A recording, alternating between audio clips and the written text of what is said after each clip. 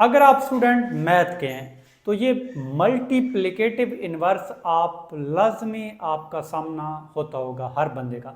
तो आइए देखते हैं कि मल्टीप्लिकेटिव इन्वर्स क्या होता है।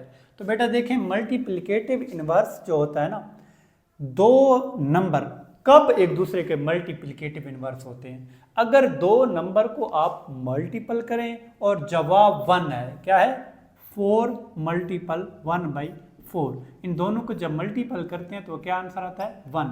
तो ये दो नंबर एक दूसरे के क्या होंगे, मल्टीप्लिकेटिव इन्वर्स होंगे। ठीक है, 7 मल्टीपल 1/7, जवाब कितना आ रहा है 1। तो 7 और 1/7 एक दूसरे के क्या होंगे, मल्टीप्लिकेटिव इन्वर्स होंगे। 8 मल्टीपल 1/8 इज इक्वल टू 1, यानी दो नंबर को आप हल करें और जवाब 1 है तो दोनों नंबर एक दूसरे के क्या होंगे, मल्टीप्लिकेटिव इन्वर्स होंगे। तो बेटा बात की आपको समझ आ गई होगी।